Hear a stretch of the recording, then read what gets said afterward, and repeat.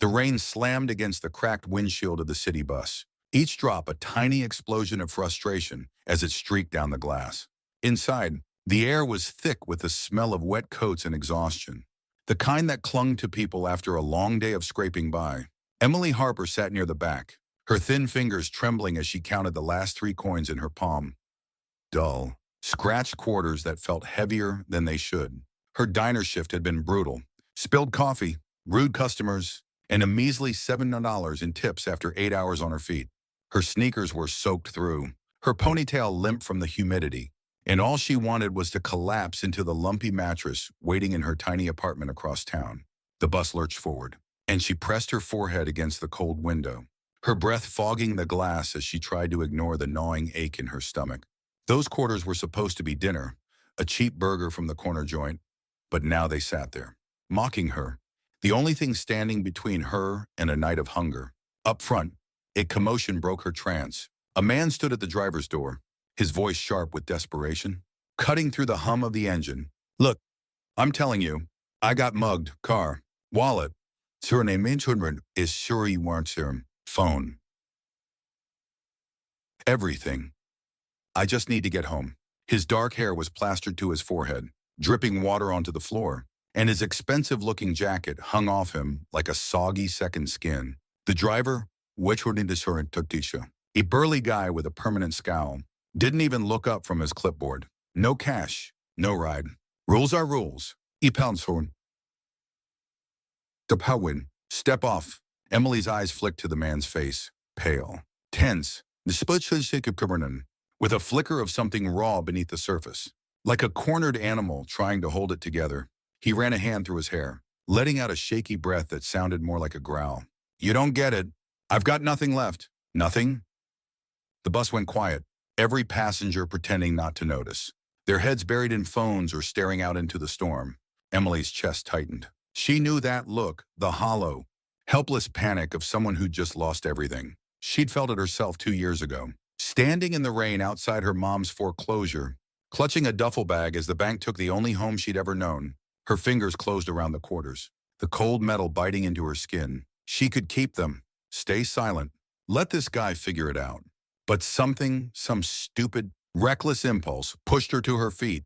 Her legs wobbled as she walked to the front, the coins jingling in her hand like a guilty confession. "I'll cover him," she said, her voice quieter than she meant it to be. The driver raised an eyebrow, but she shoved the quarters into the slot before he could argue. "Just let him on." The man turned to her, his green eyes wide with shock, like he couldn't believe someone had stepped in. Up close, he was taller than she'd thought, his broad shoulders slumping under the weight of whatever hell he'd been through. "You didn't have to do that," he muttered, his voice low and rough, tinged with something like embarrassment. Emily shrugged, avoiding his gaze as heat crept up her neck. "Yeah. Well, I did. Get on before he kicks us both off." She turned back to her seat, her heart pounding against her ribs, a mix of pride and regret swirling in her gut. Those coins were gone, and with them, her dinner. But as she sank into the cracked vinyl, she caught him staring, grateful, confused, maybe even a little lost, and for a split second, she didn't feel so alone. His name was Ethan Caldwell, though she wouldn't learn that until later. That night, he was just the stranger in the wet jacket, sitting a few rows ahead, stealing glances at her as the bus rumbled through the neon-lit streets of Chicago. Ethan's mind was a mess, a storm worse than the one outside. Hours earlier, he'd been cruising downtown in his sleek black Audi, the city's skyline glittering like a prize he'd already won. He was 32, the youngest heir to Caldwell Resorts, a hotel empire that stretched across the Midwest. And he'd spent his life perfecting the art of looking untouchable. Crisp suits, sharp smiles, a penthouse that screamed success. But one wrong turn down a shadowed alley had flipped it all upside down. 3 guys in hoodies, a glint of steel, and suddenly he was on his knees, handing over his keys, his wallet, his dignity. They'd taken the car, peeled out with a screech, and left him standing there, rain soaking through his $2 shoes, wondering how the hell it had come to this. Now, here he was, on a grimy city bus, his pride shredded, and some girl, a stranger with tired eyes and a faded blue diner uniform, had just bailed him out with pocket change. He couldn't stop replaying it. The way she'd stood up, her jaw set like she was daring the world to push her down again, handing over those coins like they didn't mean everything to her. Ethan's chest ached with something he couldn't name. Gratitude, sure, but also shame. He was supposed to be the one who fixed things, the one with the answers, not the guy who needed saving. As the bus rolled on, he kept glancing back, trying to memorize her face, the faint freckles across her nose, the way her lips pressed together like she was holding back 1,000 words. He didn't know why it mattered, but it did. When the bus screeched to her stop, Emily grabbed her bag and stood, her legs stiff from sitting too long. The rain had slowed to a drizzle, but the air outside was cold, biting through her thin jacket. She didn't look at him as she moved toward the door, just kept her head down, her sneakers squeaking on the wet floor. Ethan's voice stopped her mid-step. "Hey," he called, softer than before. She turned, meeting his eyes, and saw something flicker there, something real. "Thank you. It's doing. I mean it. You didn't have to help me, but you did." His words hung in the air, heavy with sincerity, and Emily felt her throat tighten. She managed a small nod, her voice barely above a whisper. "No big deal. Just take care." "Okay." Then she stepped off, the doors hissing shut behind her, and disappeared into the night, leaving Ethan staring after her, his heart thumping harder than it had any right to. She didn't expect to see him again. Why would she? He was a random guy in a bad spot, and she was just Emily, 23, broke, scraping by on diner tips and a half-finished business degree she couldn't afford to finish. But the next morning, as she wiped down sticky tables at Rosie's diner, the bell above the door chimed, and there he was. Ethan walked in, dry this time, his jacket replaced with a dark sweater that still looked too expensive for a place like this. His eyes scanned the room until they landed on her, and a nervous smile tugged at his lips. Emily froze, a damp rag dangling from her hand, her pulse racing like she'd been caught doing something wrong. "What are you doing here?" she blurted, louder than she meant to. "Kumwasi to me." He stepped closer, hands shoved in his pockets, looking almost sheepish. "I owe you," he said simply, "for last night. Let me buy you a coffee or something." Her first instinct was to say no, to brush him off, keep her distance. Guys like him didn't stick around places like this. But there was something in his voice, a quiet earnestness that made her pause. She wiped her hands on her apron, her cheeks flushing as she muttered, "Fine, but I'm working, so you'll have to wait." Ethan nodded, sliding into a booth near the counter, and for the next hour, he sat there, watching her move between tables with a mix of exhaustion and grace he couldn't quite figure out. When her break finally came, she slid into the seat across from him, a chipped mug of black coffee in her hands, and met his gaze head-on. "So," she said, her tone wary but curious. Who are you?" Anyway, Ethan hesitated, his fingers tapping the edge of his own mug. He could lie, say he was just some guy, dodge the truth like he'd done with everyone else who didn't need to know. But her eyes, sharp and searching, pinned him in place. "Ethan, he said at last. "Ethan Caldwell." Her brow furrowed, like the name rang a distant bell, but she didn't press. Instead, she leaned back, sipping her coffee, and asked, "What's a guy like you doing on a bus? You don't exactly scream public transit." Suryan, he let out a dry laugh, the sound bitter on his tongue. "Yeah, I know. Well, what's for you wonder? I don't usually end up there. Got jumped last night. Lost everything." Her expression softened, just a fraction, and Ethan felt a pang in his chest. "What about you?" he asked, deflecting. "Why'd you help me?" Emily shrugged, staring into her mug like it held the answer. I don't know. You looked like you needed it.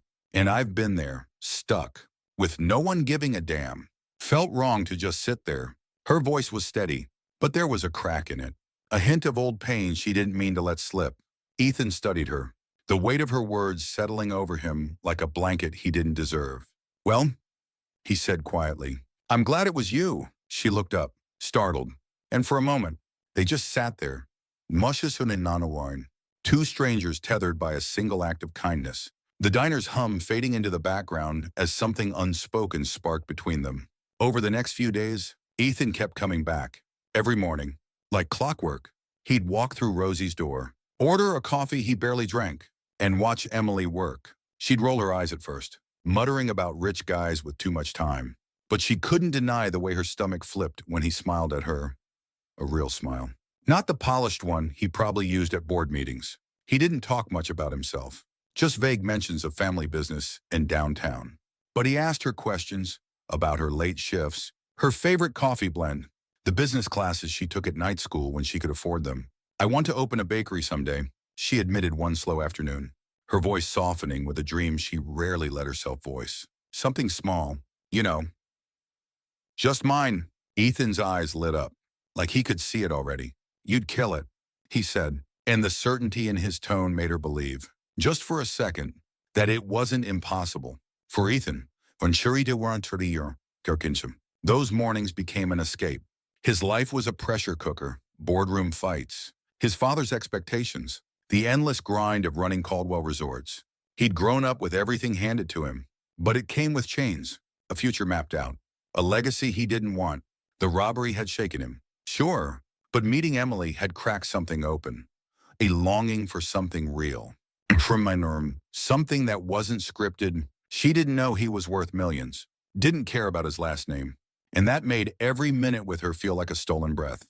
He'd sit there, nursing his coffee, memorizing the way her laugh broke through her exhaustion, the way her hands moved quick and sure as she poured cream or stacked plates. He didn't tell her who he was, not yet. He wanted her to see him, not the empire behind him. But secrets don't stay buried. One rainy afternoon, as Emily scrubbed the counter, a TV above the bar flickered to life with a news segment. Ethan Caldwell, heir to Caldwell Resorts, spotted at a charity gala last night. Poised to take over as CEO, the screen showed him in a tux, all sharp edges and fake smiles, surrounded by flashing cameras. Emily's sponge stopped mid-scrub, her breath catching as she stared at the face she'd come to know. The same green eyes, the same jawline transformed into someone untouchable. Her stomach dropped, a cold wave of betrayal washing over her. He wasn't just some guy. He was that Ethan Caldwell, and he'd let her believe he was like her. Broke, ordinary, human, one eternal. When he walked in an hour later, her anger hit him like a slap. "You're a liar," she hissed, slamming a mug down so hard coffee sloshed over the rim. Ethan froze, his heart sinking as he saw the fire in her eyes. Emily. "Wait, don't!" She cut him off, her voice trembling with hurt.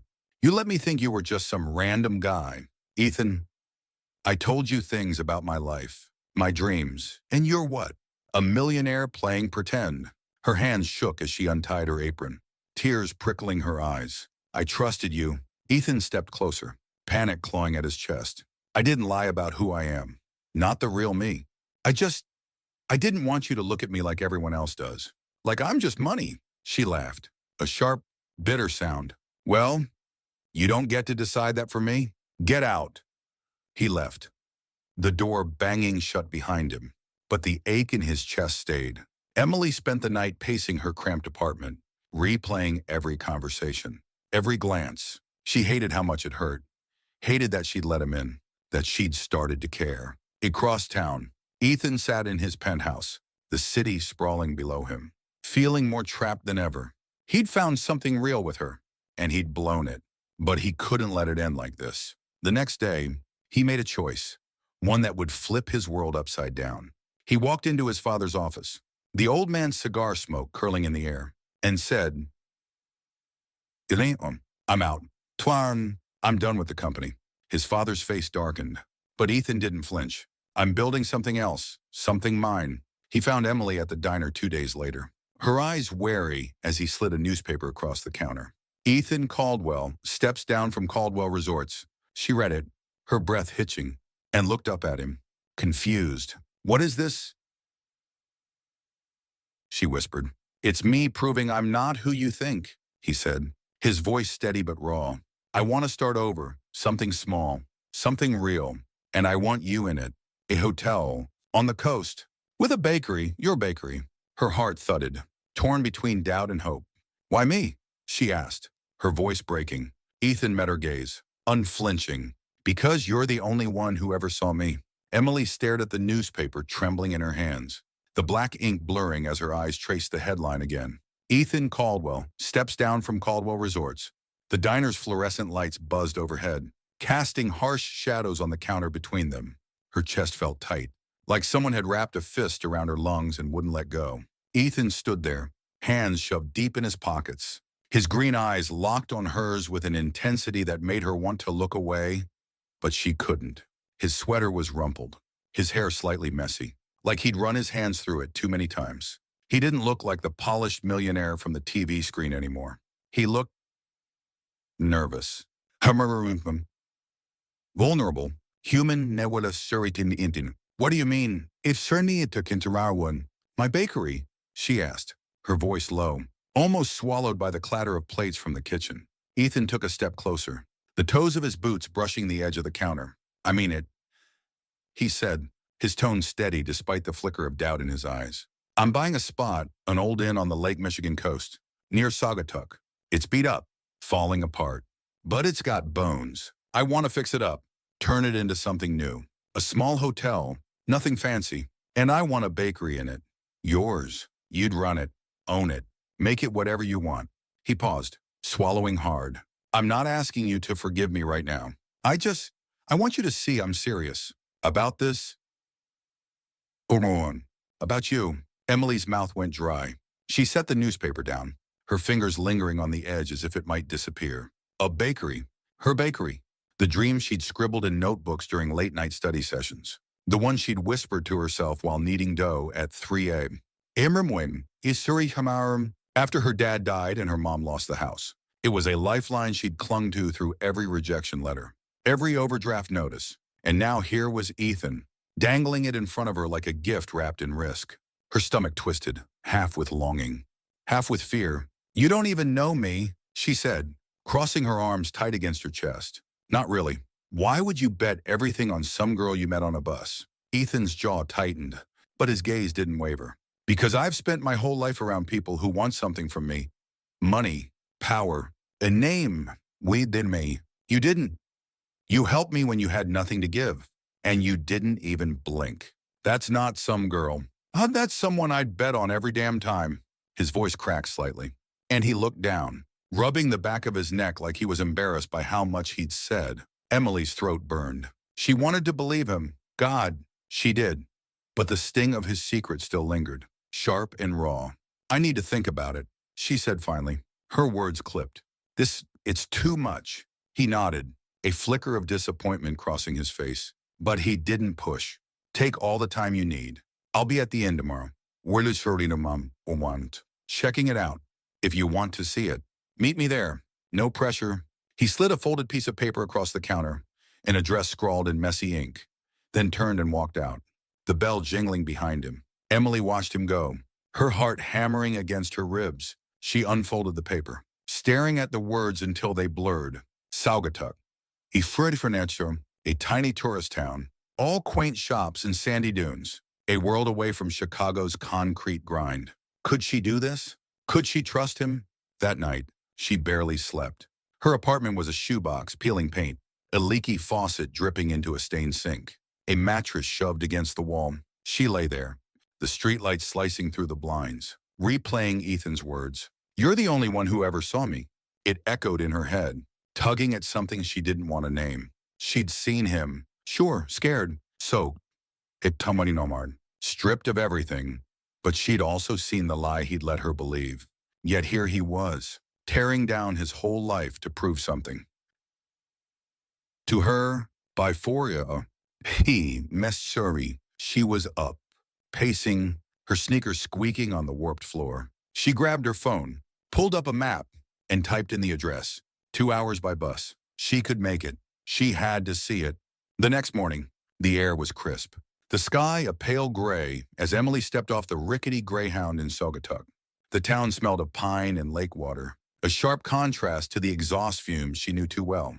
Her stomach churned as she walked the half-mile to the address, her backpack bouncing against her shoulders. When she reached the inn, her breath caught. It was a wreck, sagging porch, chipped paint, windows boarded up like tired eyes. But it sat right on the shore, the waves crashing soft and steady against the sand. Ethan was there, leaning against a rusted railing, staring out at the water. He turned when he heard her footsteps, his face lighting up with a mix of surprise and relief. "You came," he said, almost like he hadn't believed she would. "Yeah," she replied, shoving her hands in her jacket pockets. "Had to see it for myself." She stepped closer, her eyes tracing the inn's weathered frame. It was rough. Sure. But there was something alive about it. A quiet promise in the way the light hit the roof. The way the wind whistled through the cracks. Ethan watched her, his expression cautious but hopeful. "What do you think?" he asked. Emily took a deep breath, the salty air filling her lungs. "It's a mess," she said bluntly, then paused, her lips twitching. "But it's got potential." His grin was instant, bright enough to make her chest ache. That's all I needed to hear. They spent the day wandering the property, Ethan pointing out where the lobby could go, where the rooms would open to lake views. He talked fast, his hands gesturing wildly, his excitement spilling over like a kid showing off a secret hideout. Emily trailed behind, quieter, her mind spinning. When they reached a small side building, an old shed with a slanted roof, he stopped. "This could be it," he said, pushing the creaky door open. Inside, it was dusty, cluttered with broken chairs and cobwebs, but the space was wide, with big windows facing the water. "Your bakery, right here." Emily stepped in, her boots scuffing the floor, and pictured it. Ovens humming, counters lined with pastries, the smell of cinnamon and sugar drifting out to the shore. Her heart thudded, loud and insistent. "You really think I can do this?" she asked, her voice barely above a whisper. Ethan turned to her, his eyes soft but fierce. "I know you can, and I'll be right here, every step." She bit her lip, doubt and desire warring inside her. This was crazy, leaving her job, her city, betting on a guy she barely knew. But standing there, with the lake stretching out beyond the glass, and Ethan looking at her like she was the answer to every question he'd ever had, she felt a spark she hadn't felt in years. "Okay?" she said at last, her voice trembling but sure. "I'm in." The next few weeks were a blur. Ethan threw himself into the project, hiring contractors, sketching plans. His penthouse traded for a cheap motel room near the site. Emily quit the diner, her hands shaking as she handed Rosie her apron. The old woman's gruff "good luck" kid ringing in her ears. She moved into a rented room above a bait shop. The walls thin and the bed lumpy, but it was hers, a fresh start. They worked side by side, tearing out rotted wood, arguing over paint colors, laughing when a hammer slipped and dented a wall. Emily tested recipes in a borrowed kitchen, her fingers sticky with dough, her face flushed with focus as she perfected scones and tarts. Ethan tasted every batch, his teasing not bad hiding the awe in his eyes. Slowly, the inn took shape, new beams, fresh plaster, a sign out front that read Harper Rest in simple, bold letters. But it wasn't all smooth. Money ran tight. The contractors hit delays. And one night, went in, Emily's phone buzzed with a voice she'd buried. "Westering." Her ex. "Heard you're playing house with some rich guy," he sneered, his words slurred with cheap beer. "Always knew you'd sell out." She hung up, her hands shaking. Old wounds splitting open, memories of his mocking, his "you'll never make it" cutting deeper than she'd admit. When Ethan found her sitting on the inn steps, staring at the lake with red-rimmed eyes, he didn't ask. He just sat beside her, his shoulder brushing hers, a quiet anchor in the dark. "Whoever he was," he said softly, "he's wrong about you." She leaned into him, just a little, and let the tears fall. By spring, Harper Rest was ready. The bakery, M's Sweet Spot, opened with it, the air thick with vanilla and coffee as locals and tourists trickled in. Emily worked the counter, her apron dusted with flour, her smile real for the first time in years. Ethan moved through the hotel, checking guests in, his old life a distant memory. One evening, as the sun dipped low over the lake, he found her on the porch, the day's chaos fading into quiet. "We did it," he said, his voice thick with pride. She looked at him, her heart full, and nodded. "Yeah, honey, we did our beard. But life doesn't stop testing you." A week later, Ethan's father showed up, gray suit, cold eyes, his voice like gravel. "You're throwing away everything," he barked, standing in the lobby as guests shuffled past. "Come back, or you're cut off." Ethan's fists clenched, but he didn't flinch. "I'm not going back," he said, his voice steel. "This is mine." His father left, the door slamming, and Emily watched from the bakery, her stomach knotting. When Ethan walked in, his face pale but set, she didn't say anything, just slid a warm cinnamon roll across the counter and squeezed his hand. He smiled, faint but real, and she knew they'd weather this. Two wee away to do fresh in them. Months later, under a sky streaked with pink and gold, Ethan dropped to one knee on that same porch, a ring glinting in his hand. Marry me. Amy orni oneni chion. He said, his voice raw with everything he'd never said. Tears spilled down her cheeks as she whispered, yes, and the guests cheered, the lake shimmering behind them. The wedding was small, sand, flowers, the waves as their music, and as they kissed. Husband and wife, Emily felt every doubt melt away. This was home. He was home. Years on, Harbor Rest thrived, a haven for weary travelers, a testament to two people who'd built something from nothing. Emily's bakery grew, her recipes in local papers, her laughter a constant in the air. Ethan traded boardrooms for this life, his hands calloused, his heart full. And every night, they sat by the water, hands linked, knowing they'd found what mattered most, not in wealth or status, but in each other. The first summer at Harbor Rest was a dream dipped in sweat and sugar.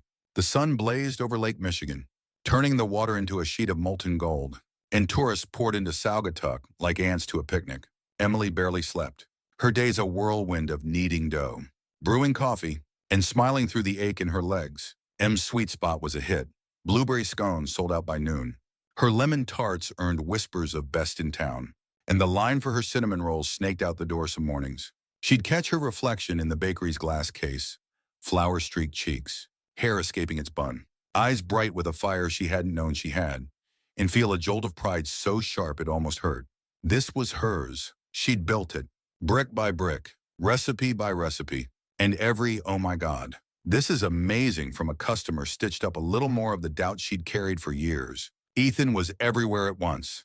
2, checking guests into the hotel, hauling luggage up the creaky stairs, troubleshooting a leaky faucet in room 3 while the plumber was late. He'd traded his tailored suits for jeans and flannel, his hands roughening with every nail he hammered, every board he sanded. The inn wasn't perfect. The paint still smelled fresh.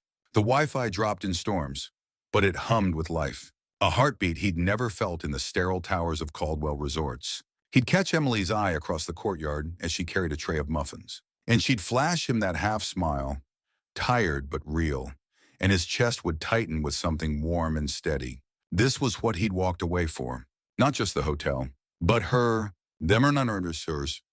But summer faded, and with it came the first cracks. By late September, the crowds thinned, the air turned crisp, and the ledger started showing red. Emily sat at the bakery's counter one evening, her calculator glowing under the dim light, her fingers tapping nervously against the keys.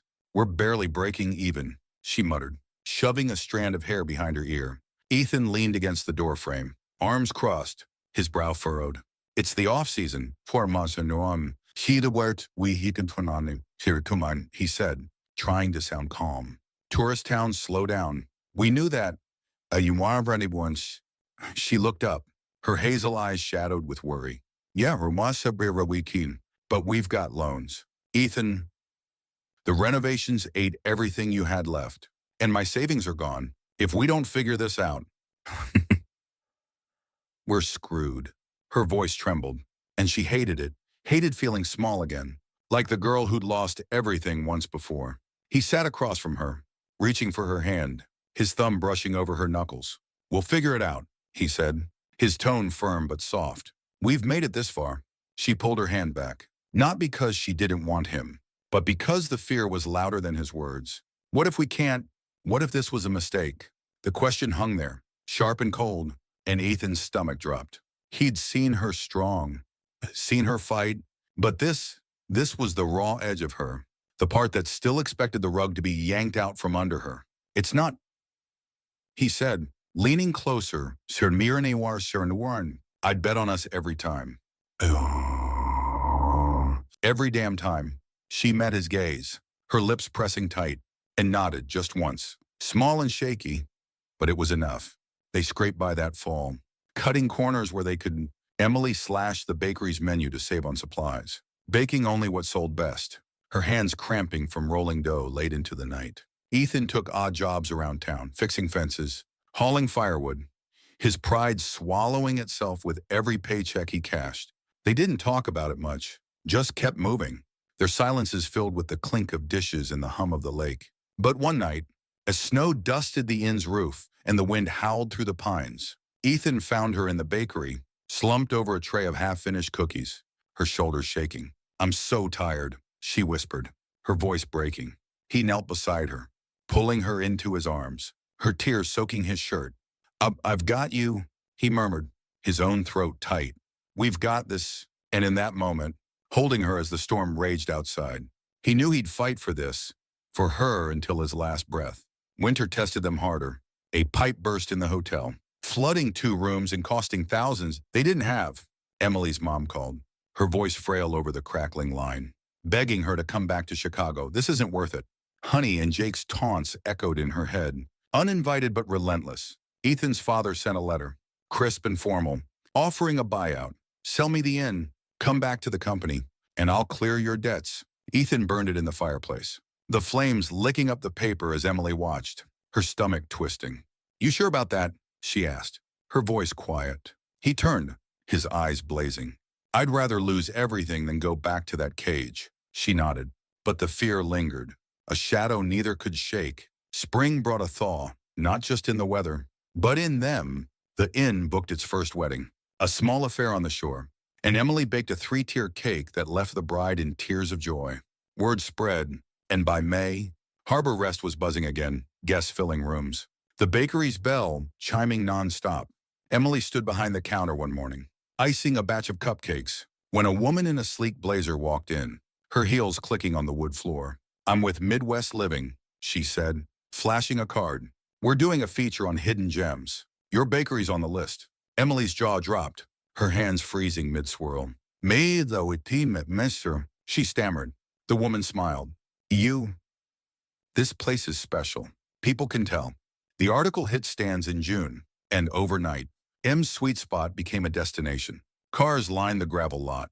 Bloggers snapped photos, and Emily hired 2 part-timers just to keep up. Ethan watched her glow, laughing with customers, her apron a mess of buttercream, and felt a pride so deep it ached. They were making it against every odd, every whisper that they'd fail. But success brought its own weight. One night, as they sat on the porch, the lake lapping soft and dark, Emily turned to him, her voice hesitant. "What if this changes us?" Ethan frowned, his hand pausing on hers. "Oh, what do you mean?" She bit her lip, looking out at the water. "This us, it's been hard. But it's been ours. What if it gets too big? What if we lose this?" Her fingers tightened around his, and he saw it, the fear of drifting, of becoming strangers in their own story. He pulled her close, his chin resting on her head. "We won't," he said, his voice low and fierce. "This is us. Aiming from Maine, the inn, the bakery, all of it, it's just the frame. You're the picture, always will be." She buried her face in his chest, her breath warm against his shirt, and let herself believe him. The next day, he surprised her with a sign for the bakery, a hand-carved wooden plaque, M's sweet spot etched in curling letters. Hung above the door, she ran her fingers over it, tears welling, and kissed him hard, the taste of sugar still on her lips. "You're ridiculous," she laughed, her voice thick. "And you love it." He grinned back. By their first anniversary, Harbor Rest was theirs in every way, debt paid, title in their names. A life carved out of grit and hope. They celebrated on the shore, barefoot in the sand, a bonfire crackling as friends from town toasted with cheap beer and Emily's brownies. She leaned against Ethan, the heat of the flames warming her face, and whispered, "We're okay, aren't we?" He kissed her temple, his arm tight around her. "Better than okay. We're us." But fate loves a twist. 2 weeks later, Ethan's phone rang, a number he hadn't seen in years. His sister, Claire,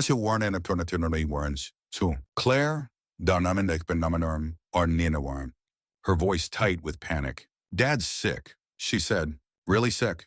He's asking for you." Ethan's hand froze on the receiver, his pulse racing.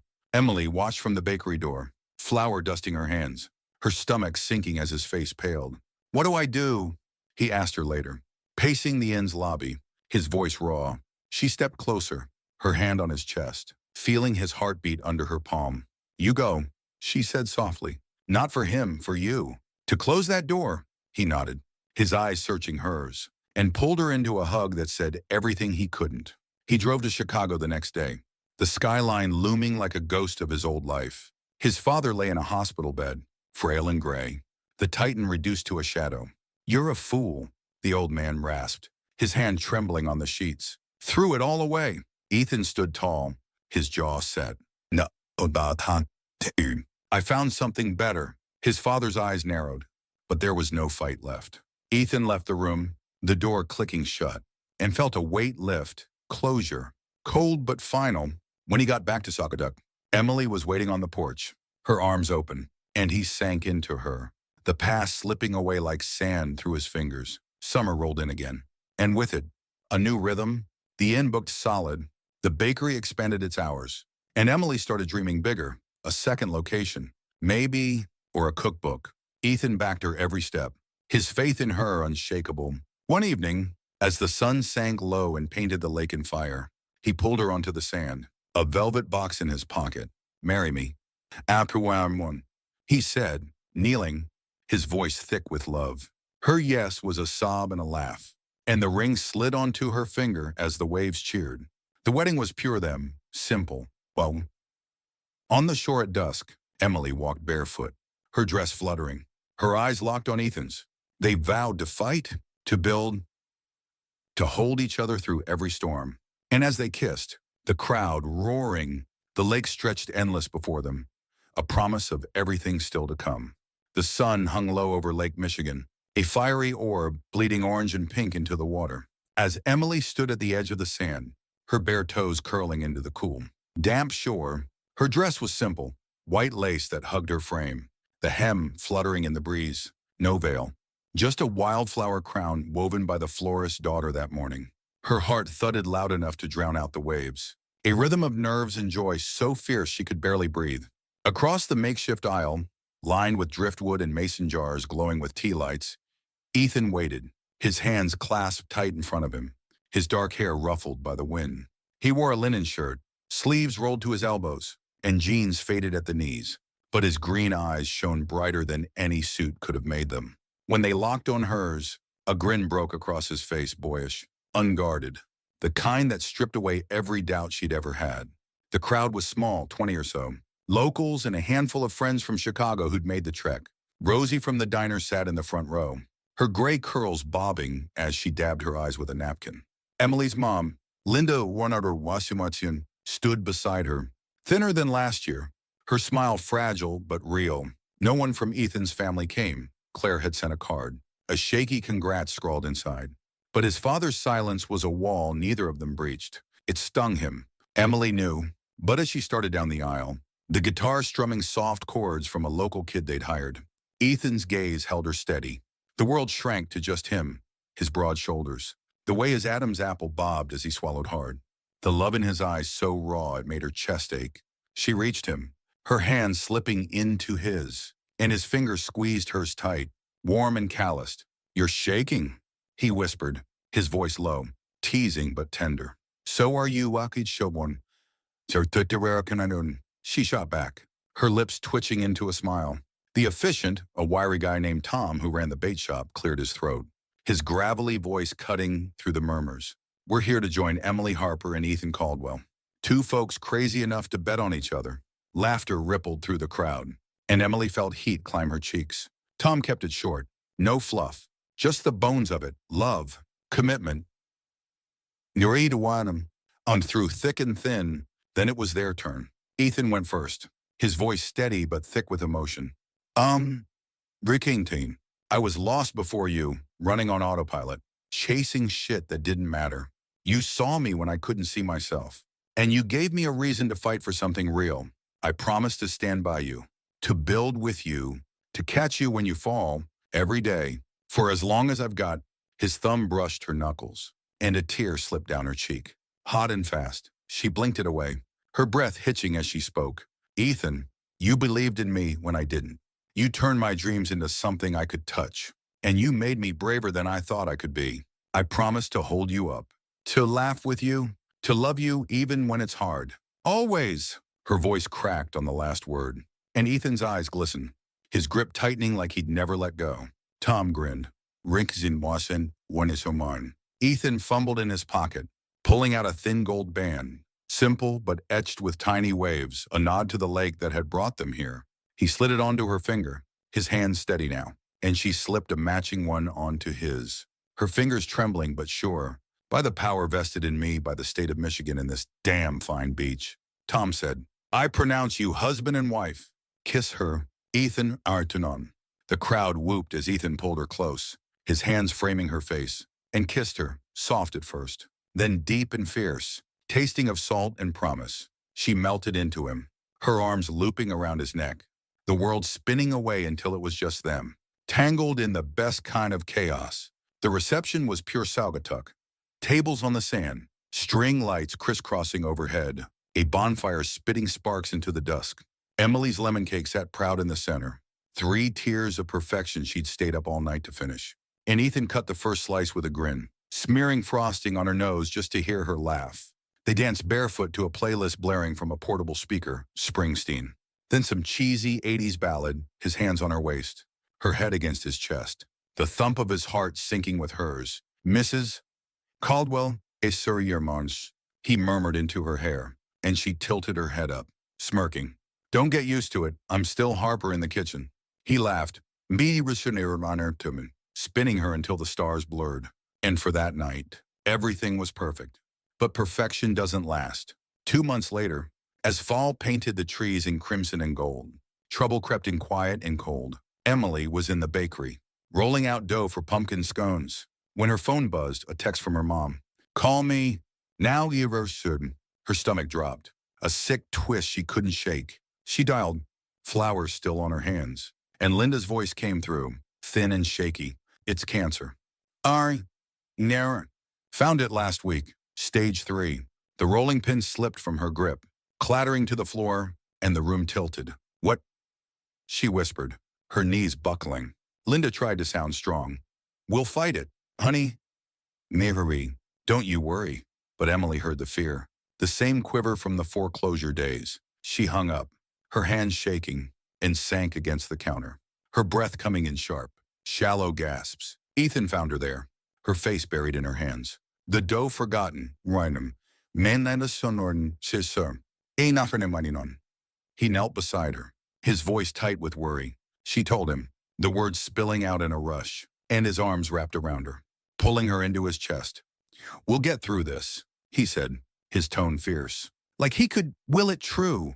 Whatever she needs, doctors, money, anything, I've got it.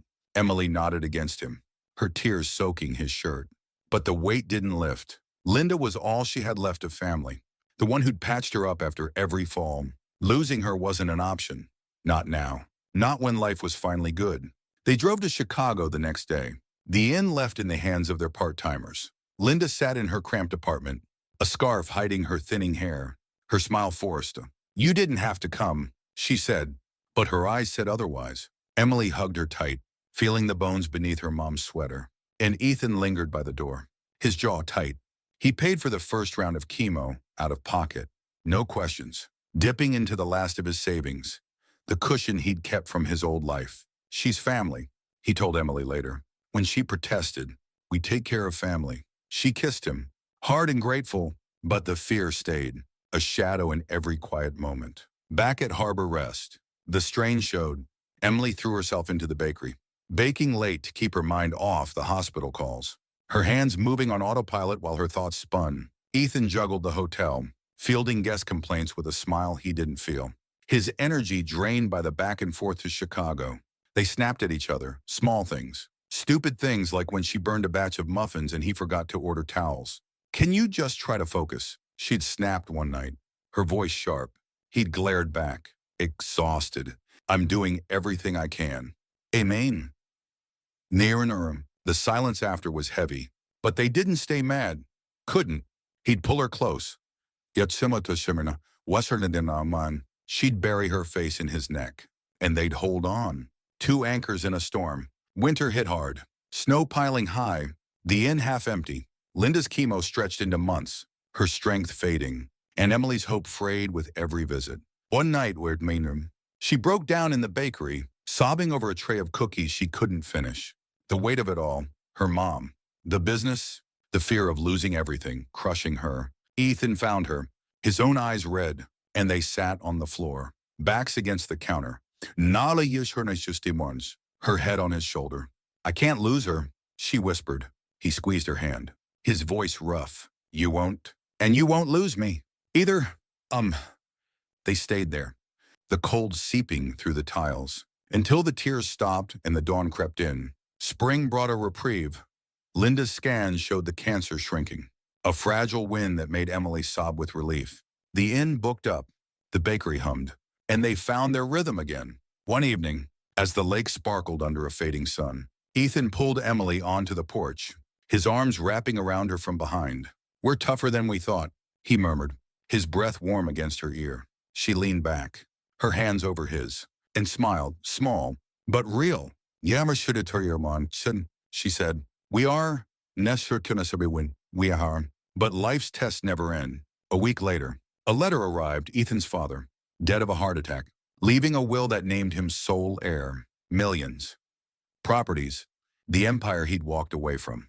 Now Emily watched him read it, his face pale, and knew the quiet they'd fought for was about to shatter again. The letter sat on the inn's kitchen table like a loaded gun, its crisp edges catching the morning light filtering through the window. Ethan stood over it, his hands braced on the chair, knuckles white as he stared at the words typed in cold. Legal black. Last will and testament of Richard Caldwell. His father was dead, gone in a flash. A heart attack at 67. No warning, no goodbye. And now, Chasseur, everything, the hotels, the stocks. Osfornin, the sprawling estate in Highland Park, was Ethan's. Hundreds of millions, a fortune he'd spent years running from, dropped into his lap like a cruel joke. Emily watched him from the doorway, her apron dusted with flour from the morning's baking, her stomach twisting as his silence stretched. Ethan, once for a one-on-one, she said softly, stepping closer. He didn't look up, just shook his head, a muscle ticking in his jaw. He couldn't even let me go in death, he muttered, his voice low and bitter. She slid the letter toward her, scanning the lines, numbers so big they blurred. Properties listed like trophies. Her breath caught. This wasn't just money. It was a tidal wave that could sweep away everything they'd built. What are you gonna do? She asked, her voice steady but her hands trembling as she set the paper down. Ethan straightened, running a hand through his hair, his green eyes stormy. I don't know. Burn it. Give it away. I walked out for a reason. I don't want this. But the crack in his voice betrayed him. A flicker of something. Guilt. Maybe or the pull of a life he'd once known. Emily's chest tightened. She'd seen him fight for harbor rest. For her. But this was different. This was blood. Legacy. A ghost he couldn't outrun. They didn't talk about it that day. Ethan shoved the letter into a drawer, slamming it shut, and stormed out to fix a loose shutter on the inn, his hammer strikes echoing louder than necessary. Emily stayed in the bakery, kneading dough with a ferocity that left her arms aching, her mind spinning. The money could save them. Pay off the last of Linda's medical bills, fix the inn's sagging roof, expand M's sweet spot into the dreams she'd sketched on napkins. But it could also break them. She'd fallen for the Ethan who'd traded penthouses for this scrappy life, who'd kissed her with sawdust on his hands. What if this pulled him back? What if it changed him, changed them? By nightfall, the tension simmered. They sat on the porch, the lake lapping, dark and restless, a bottle of cheap wine between them. You're quiet, Ethan said, his voice rough, breaking the silence. Emily swirled her glass, the red catching the lantern light. So are you who you want? He sighed. Shirim. Leaning forward, elbows on his knees. I don't want it. I swear I don't. But it's there, and I can't pretend it's not. She met his gaze, her hazel eyes sharp. Then don't decide what it means for you, for us. Because I'm not losing you to something you hate. Her words landed hard, and he reached for her hand, his grip desperate. You won't? I'm here, with Sayina. This is home. She nodded, but the doubt lingered, a splinter she couldn't pull out. The next morning, a lawyer showed up, pinstripe suit. Ari Kiksusen, slick hair, all Chicago Polish in their sandy little world.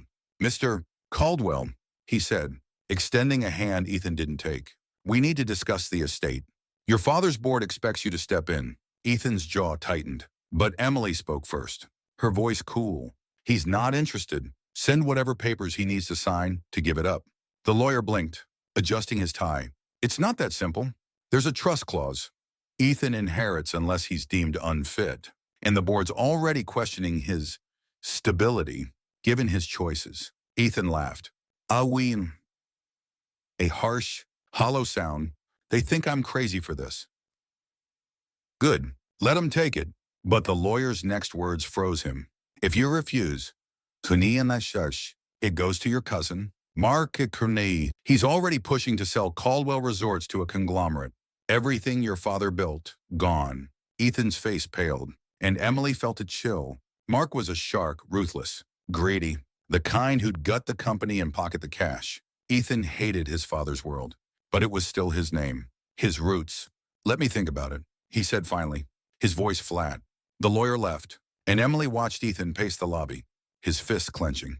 You don't owe him anything, she said, stepping closer, Shurenadorin. He turned, his eyes wild. I know, but if Mark gets it, it's over. Every job, every hotel, thousands of people screwed. I can't just let that happen. She nodded, her throat tight. Then we figure it out. Together, he pulled her into his arms, his breath ragged against her hair, and she held him, feeling the storm brewing. Days blurred into strategy. Ethan dug into the will's fine print. Nights spent poring over legal jargon with a lawyer friend from college. His coffee growing cold. Emily kept the bakery running, her hands steady as she piped frosting. But her mind raced. Linda's latest scan was clear, cancer in retreat. A fragile victory, and Emily clung to that joy, baking her mom's favorite oatmeal cookies to celebrate. But Ethan's fight pulled him away, his phone buzzing with calls from old board members, his temper fraying. One night, he snapped at her over a burned batch of rolls. Can't you just focus for once? And she fired back. I'm holding this together while you're half gone. The word stung, and he stormed out, the door banging shut. She cried alone in the kitchen, the oven's heat mocking her, until he came back an hour later, soaking from the rain, and pulled her into a silent, desperate hug. I'm sorry, he whispered. I'm here, she nodded, forgiving him because she had to. Then came the twist. A week later, as Ethan wrestled with the board's pressure, Emily's phone rang, a voice she'd hoped to forget. Hey, Ainen, Jake drawled, his tone slick with fake charm. Heard you're hitched to a millionaire now. Nice move. Her blood ran cold, her grip tightening on the phone. What do you want? Jake. He laughed, low and mean. Just thought you'd like to know I'm in town. Got a job at that new bar on Main. Figured I'd drop by. See how my girl's doing with her big shot. She hung up, her heart pounding. Old scars flaring, Jake's sneers, his hands shoving her dreams aside. Ethan found her staring at the wall, her face pale. What's wrong? He asked, his voice sharp with worry. She told him, her voice shaking, and his eyes darkened. He's not coming near you, he said, his tone steel. I'll handle it. Ethan tracked Jake down that night.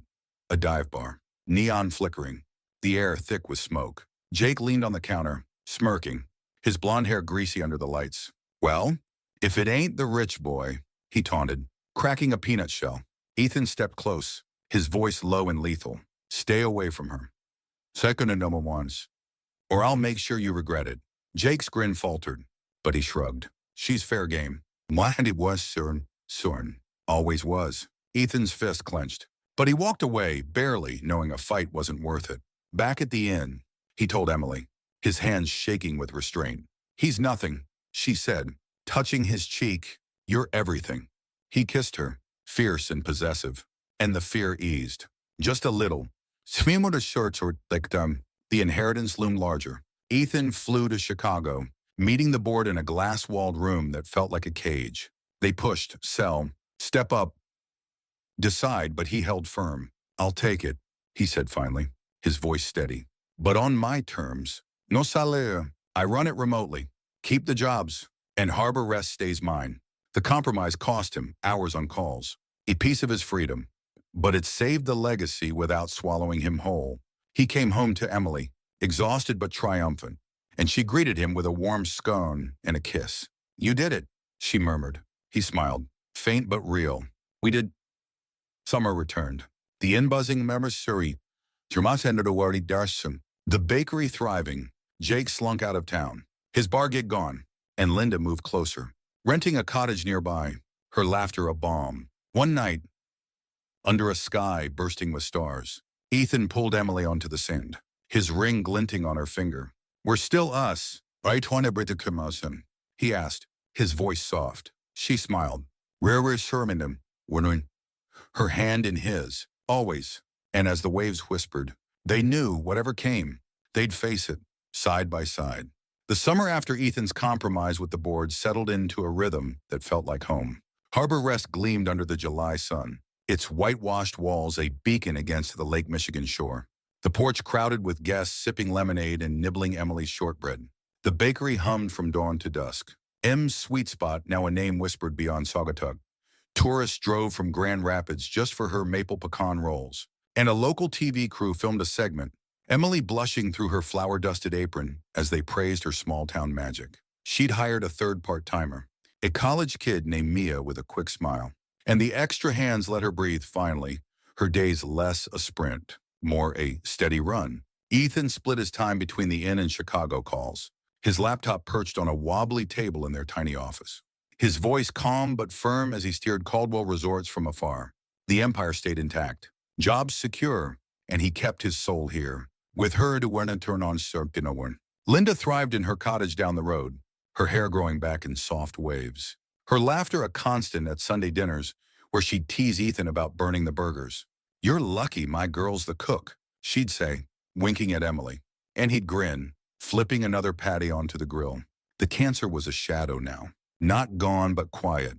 And Emily clung to every clear scan like a lifeline. They'd made it through, pipes bursting. Jake's venom, the inheritance's pull, and emerged stronger. Their rings a quiet promise etched in gold. But life, as they'd learned, what Forlando Wanayuanamans never stays still. One sticky August evening, as the sun dipped low and painted the lake in molten hues, Emily sat on the bakery's counter, her legs dangling, a rare moment of stillness. Ethan walked in, his shirt damp from fixing a guest kayak, a folded paper in his hand. "Got something," he said, his tone light, but his eyes sharp with something she couldn't place. She raised an eyebrow, wiping her hands on a towel. "What now?" "Another lawyer. So now can come on." He smirked, handing it over. "Better open it." She unfolded it, a letter from a publisher in Detroit, crisp and official. "We loved your submission, Sweet Spot. Recipes from the shore. Mashenawern. We'd like to offer you a deal." Her breath stopped, her fingers trembling as she read it again. "Ethan, what is this?" He leaned closer, his grin widening.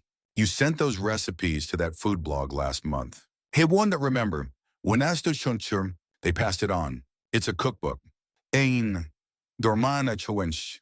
Your cookbook." Her heart slammed against her ribs, a dizzying mix of shock and joy. She'd scribbled those recipes, scones, tarts, the lemon cake from their wedding late at night. A quiet dream she'd never dared voice. Ethan had mailed them without telling her, a secret tucked into his endless faith in her. "You did this at Watchia Son 101," she whispered, her eyes welling. He nodded, brushing a strand of hair from her face. "You deserve it. The world needs your magic." She launched off the counter, throwing her arms around him, her laugh muffled against his chest. "You're insane," she said, tears slipping free. "And you're brilliant." "In washer he shot back, spinning her until the room blurred. That night, they celebrated with wine and a tray of her experimental lavender cookies, plotting titles and photos under the porch lights, the lake a silver mirror beyond. The book deal lit a fire. Fall brought meetings in Detroit, Emily in borrowed blazers, Ethan by her side, his hand steady on her back as she pitched to editors with a confidence she didn't know she had. Sweet Spot hit shelves the next spring, its cover a photo of her in the bakery, flour on her cheeks, the inn glowing behind her. It sold slowly at first, then fast, reviews calling it a love letter to resilience and sugar. Book signings packed the bakery, locals and strangers alike clutching copies, and Emily's smile grew surer with every "you inspired me." Ethan watched from the sidelines, his pride a quiet glow. And when a fan asked how she did it, she pointed at him. Couldn't have without him. But the high came with a shadow. One crisp October morning, as leaves crunched underfoot and the inn prepared for its quiet season, Linda called, her voice tight. In. It's back. Worse this time. The words punched through Emily's chest, the phone slipping in her grip. Stage 4, spread to her lungs. No sugar-coating it. Ethan drove them to Chicago that hour. The silence heavy, his hand on her knee the only anchor. Linda lay in a hospital bed, her frame frail, her eyes still fierce. Don't you dare stop living for me, she told Emily, gripping her hand. You've got too much light, Emily sobbed, nodding, and Ethan held her through the night, his own tears silent but real. Linda fought 3 months, each day a battle Emily etched into her bones, bringing cookies to the hospital, reading aloud from Sweet Spot, laughing through the pain. When Linda slipped away, a soft snow falling outside, Emily broke, her wails echoing in the sterile room. Ethan carried her through it, planning the funeral, scattering ashes by the lake per Linda's wish, holding her as she stared at the water. Namimbaran at a lost, she was proud of you, he whispered one night, the end dark around them, so damn proud. Emily nodded, her voice gone, and leaned into him, the grief a weight they shared. Winter passed in a haze, the bakery quieter, the inn a refuge. Emily baked through her sorrow, her hands moving on instinct, each loaf a tribute to Linda's strength. Ethan kept the business afloat, his steady presence a lifeline. By spring, green crept back into the world, and with it a shift. One evening, as the lake shimmered under a pastel sky, Emily stood in the bakery, a tray of Linda's oatmeal cookies cooling, and felt a flicker, small, but real, hope. She turned to Ethan, leaning in the doorway, his eyes soft. I want to keep going, she said, her voice steady for the first time in months. For her, cierto. For us. He crossed the room, pulling her close. Then we will. They poured themselves into Harper Rest, expanding the bakery with a patio, hosting baking classes for kids, turning the inn into a year-round haven with cozy fireplaces and winter deals. Sweet Spot spawned a sequel, Shoreline Comforts. Serenado Waishanan Meseminawan. Linda's recipes woven in, a bestseller that funded a scholarship in her name for night school dreamers, like Emily once was. Ethan sold off chunks of Caldwell resorts, keeping only what he could manage, the money fueling their life here, not there. They grew older, wiser, lines etching their faces, but their hands stayed linked, their laughter a constant. Years later, on their 10th anniversary, the inn glowed under a harvest moon, guests spilling onto the sand for a party. Music, bonfires, Emily's cake a towering masterpiece. She stood by the water, 33 now, her hair streaked with early gray, her eyes bright as Ethan wrapped an arm around her. Look at this, sir, one, he said, nodding at the crowd. The lights. The life they'd built. We did good. Huh? She smiled, leaning into him, the lake stretching endless before them. Better than good. We did us, their daughter. T-wing, Tister, Lily, 6, all freckles and wild curls, ran up, tugging Ethan's hand. Daddy, dance with me? He scooped her up, spinning her as she squealed, and Emily watched. Owarkan, Tiluderation, Sorn, her heart full. Lily, Dewani Wanina, born 2 years after Linda's passing, was their light, a surprise that healed them. Named for the flowers Linda loved. The night spun on, laughter and waves blending, and as Emily joined them, her family whole, she knew this was it, the end of one story, the start of countless more. Under that moon, Harper Rest stood strong, a testament to two souls who'd found each other on a rainy bus, fought through every storm, and built a legacy of love. Gratitude, Sorn grit, and sugar. Germasinikorin. Emily kissed Ethan, Lily giggling between them, and whispered, worth every second. He grinned, his eyes crinkling. Every damn one.